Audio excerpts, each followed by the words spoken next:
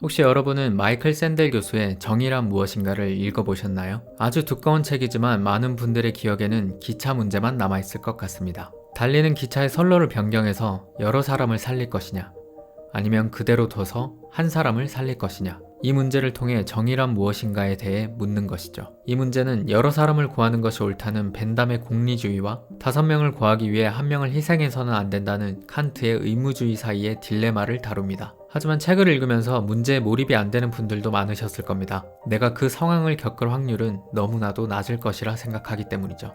하지만 이 상황은 그다지 멀리 있지 않을 수도 있습니다. 바로 자율주행 자동차에도 이와 같은 상황이 연출되기 때문이죠.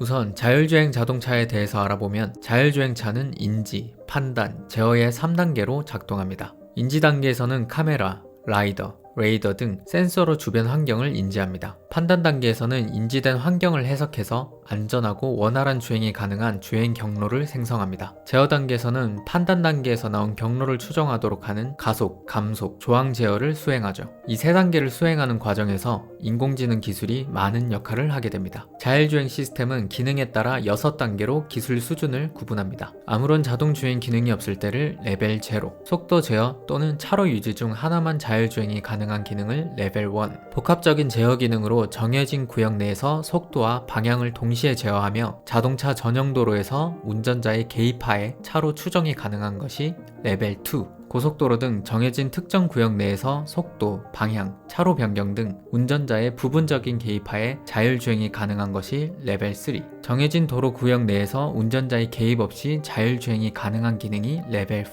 모든 도로 상황에서 운전자 없이도 완전 자율주행이 가능한 기능이 레벨 5, 완전한 자율주행 단계인 레벨 5를 이루기 위해 많은 연구들이 진행되고 있죠. 애트리에서는 이를 실현시키기 위해 자율주행 기술을 개발하고 있고, 한국건설기술연구원에서는 자율주행을 위한 도로 기술을 연구하고 있죠. 자율주행 기술이 레벨 5에 이르게 되면 개인이 굳이 차량을 소유하지 않아도 될 것이고, 이는 전체 차량 수의 감소, 주차장 면적의 감소, 대기오염의 감소 등으로 이어지는 선순환 효과도 발생할 것입니다. 언젠가는 운전이라는 것이 일종의 오락, 취미생활이 될지도 모를 일이죠. 경제학자 제러미 리프킨이 예측한 소유의 종말이 현실화되는 것이죠. 앞서 언급한 것처럼 자율주행은 인공지능 기술과 연관되어 있고, 인공지능이 발달하기 위해서는 학습을 위한 많은 데이터가 필요합니다. 더 나은 인공지능, 자율주행 기술을 위해서는 더 많은 자율주행 차량이 보급되어 더 많은 데이터를 쌓아야 하는 것이죠. 또 한 가지 이슈는 이 데이터들을 어떻게 처리할지를 정하는 알고리즘이라 할 수 있습니다.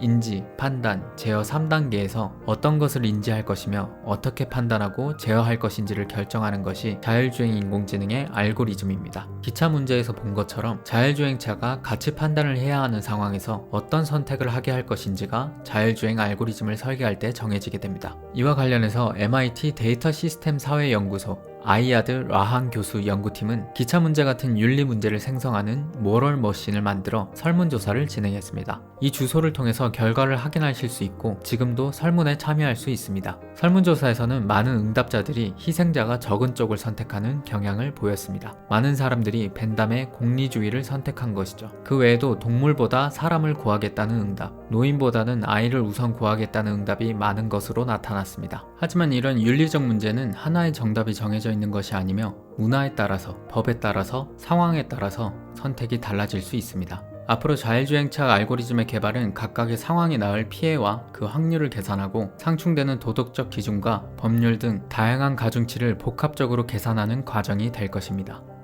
그리고 우리를 위한 자율주행차가 개발될 수 있도록 해야겠죠. 만약 여러분이 기차 문제와 같은 상황에 놓이게 된다면 어떤 선택을 하게 될까요? 오늘 내용이 도움이 되셨다면 구독, 좋아요 눌러주시고, 혹시 궁금한 내용이 있다면 댓글에 남겨주세요. 제가 대신 공부해서 알려드리겠습니다. 오늘은 여기까지.